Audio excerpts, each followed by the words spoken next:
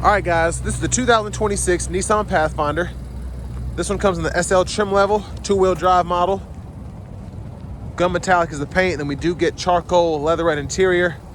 The powertrain consists of a 3.5-liter naturally aspirated V6 mated to a 9-speed automatic transmission that gives us 284 horsepower, 259 pound-feet of torque. Now to the front end here, we get a slight facelift, LED headlamps along with the LED daytime running lights, and I really like it. Now, it's one of those things where you have to know what you're looking for to kind of notice the facelift, but mostly this is what gives it away, having that right there. But I really like what they've done to it. Still looks like the old Pathfinder, but just a bit updated. As we come around to these wheels, these are going to be 18-inch alloy, or 20-inch alloy, excuse me. Passive keyless entry on all four doors. And then to the door panel, we have one-touch up and down windows on all four doors, power door lock controls, power mirrors, and then we do have blind spot monitors in the side mirrors. Rear window lock is there, bottle holder, steering assist, we can toggle that there with the Pro Pilot, and then the lift gate there. There's the hood release, a manual tilt telescoping steering wheel, and then here's the power driver's seat with two-way power lumbar support. Now, I do want to give a huge thanks to Nissan of Cool Springs here in Franklin, Tennessee for allowing me to review this Pathfinder today. I'll leave a link below in the description. If you're looking to find the best price on one of these closer to home, click that second link down below. It takes just a minute to fill out your information, and I'll make sure the local dealers are fighting to get you the best price on this or whatever new vehicle you might be interested in. But I have the seat up front adjusted for someone of my size, being 6'3" with longer legs, so sitting behind myself here, let's make sure the seat's all the way back. There it is. Pretty great space back here. Seat back pockets are on both sides. And then we do have 3-stage heated outboard seats here, rear AC controls that we can turn on. It is very cold, so I'm gonna leave that off. 2 USB-C ports down there. There's a look at the front from back here. Then we do get a panoramic sunroof, and that's what the sunshade looks like when that's all the way up. Now we do get the center console in here as well, which is nice. So 2 bottle holders there and a pretty deep storage pocket. Light there, vent, grab handle. And then child locks, lock, unlock there. So fuel filler. And as we come around to the back end, there's a look at that. Hitch receiver. There's the exhaust and the spare if you look closely.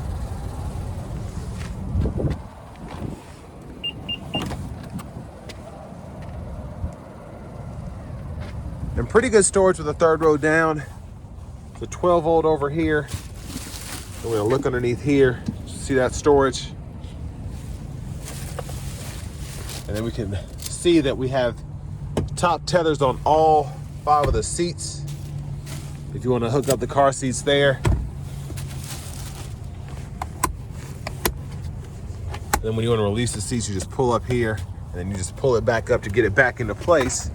I'm gonna sit this up and see if I can close this so I can leave the seats up.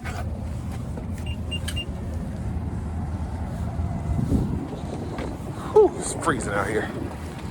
All right, so to the rear passenger side, we can tumble the seats from down there or from up here, depending on where we are, whether we're in the third row or we are outside of the third row, to get easy access. And then your lower anchors right here.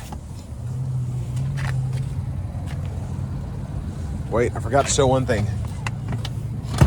So third row, bottle holders, USB-C port on this side. You get bottle holders on that side, but no USB-C. And that's just a quick look at the seat there. You can see the space. So, I mean, you could fit your kids back there. I just don't know someone my size. I wouldn't try and sit behind myself in that second row. But first and second row, you should be good. Now, front passenger seat is a 6-way manual, so at least we have the 6-way. We can pump the seat up or down there, seat back, seat bottom, and then we have the storage underneath the shifter. Little pocket up here is actually pretty big if you look back in there, and then a lockable glove compartment right there.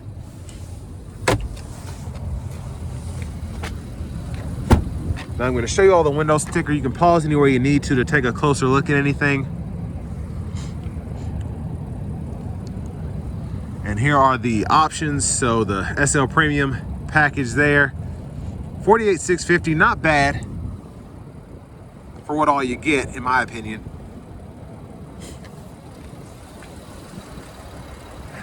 Now coming back around to the front, quick look in the engine bay. So there's that 3.5 liter naturally aspirated V6. Before we hop in the nice warm cabin, I'm gonna show off the blinkers very quickly.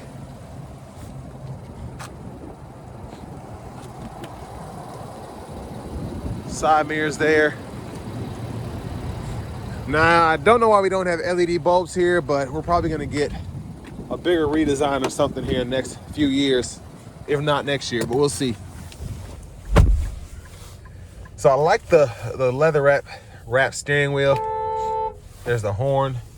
Bose sound system, you can see right there. That's how you can tell it has it in here.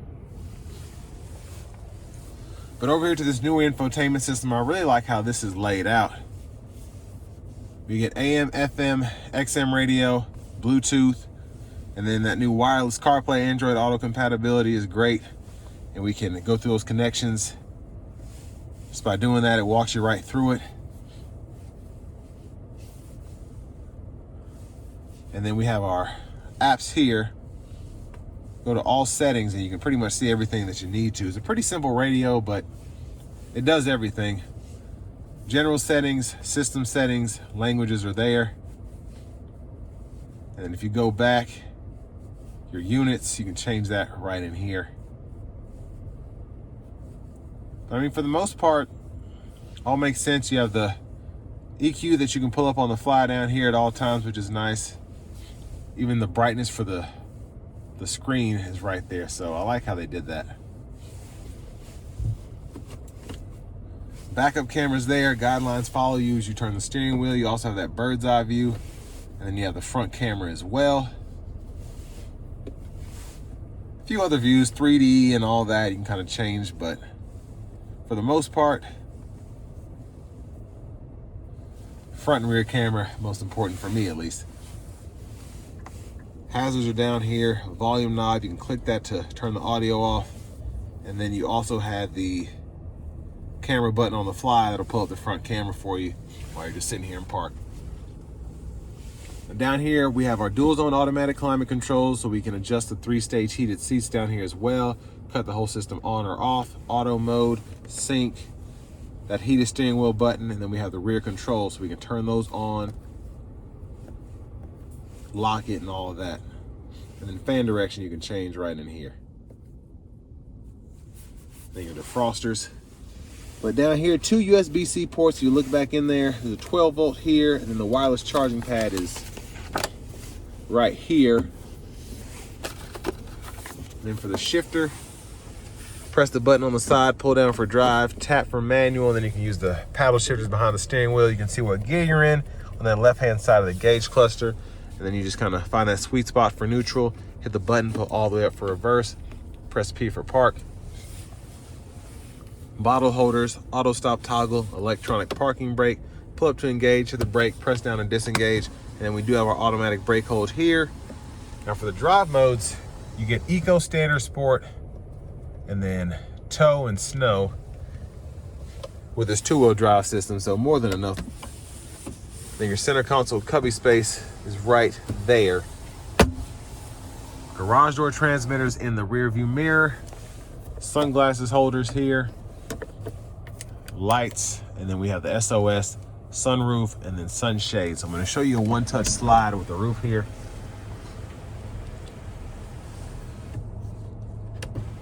Hit it a second time, goes all the way behind that second row glass.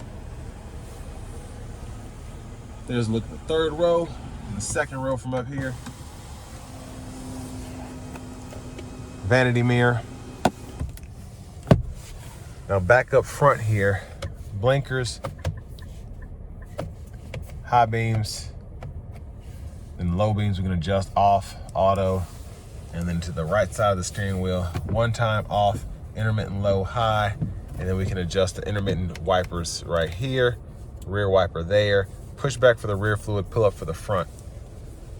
Paddle shifters again behind the steering wheel. Volume you can adjust here, track list, radio station presets are here.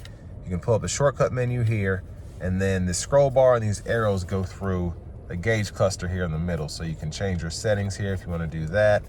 And then you have your Pro Pilot, audio sources, tire pressure monitors. So you have your vehicle info here with the stop start. And then you have the fuel economy or the trip computer you can pull up there.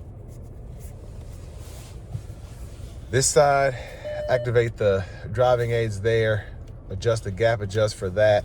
And then you have the Bluetooth, voice recognition, set, resume, cancel that there. Push button start. And finally, here's the key fob with remote start. But next, let's go ahead and take this 2026 Pathfinder SL out on the road for a test drive. So starting the test drive in this Pathfinder SL, you know, the Pathfinder, when it first got its redesign, I believe it was 2022, it really was ahead of the curve, I feel like, compared to the rest of the SUVs in this segment. So the Traverse, the Explorer, even the Highlander, I feel like this was, in terms of the design, the tech on the inside, and the powertrain, I just feel like it kind of had everybody beat at that moment. Now, since then, everyone's kind of revamped everything. The Highlander's still kind of the same, but you know, that's been around for, I think, since 2020. And you know, the Grand Highlander came out, things of that nature. But for the most part, Chevy has revamped the Traverse, the Acadia, same thing with GMC and all of that. And then Ford with the Explorer. But I mean, this still is a pretty solid SUV, I think, for the money. I think you get a lot of tech here, you have a few options, and you're not necessarily breaking the bank with, you know, the tariff prices and all of this. These are pretty much going for this amount of money around COVID anyway. So with that being said, I feel like you get more of a deal with this, especially because these tend to be more discounted compared to, for whatever reason, people paying over sticker for some of the other vehicles. But it's a simple vehicle. The tech is nice. You know, you have your adaptive cruise, the steering assist, the Bose sound system with this SL Premium, digital gauge cluster and all that, but it's still a Nissan in the sense where you have your buttons and knobs for the AC controls. The shifter, even though it's newer, it's pretty straightforward in how you use it. And everything else is just, it makes sense in my opinion. Now I do feel like, and you know, most manufacturers do this, but I feel like corners were cut in certain aspects. Having the manual seat up front, I wish we could have just paid another $100 and had that be power or something like that. The panoramic roof, I wish it went back a bit further, but you know, I'm nitpicking at this point. Everything here is nice still for this to be an SL trim level on a Nissan. Now I'm gonna try to give it a good pull getting on the interstate here. Luckily I had somebody mess up traffic, so I have a little space. Here we go.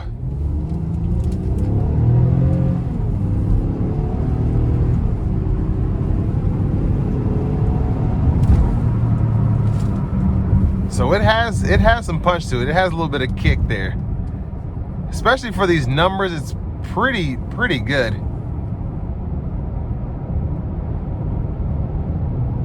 Let's give it another one. Here we go.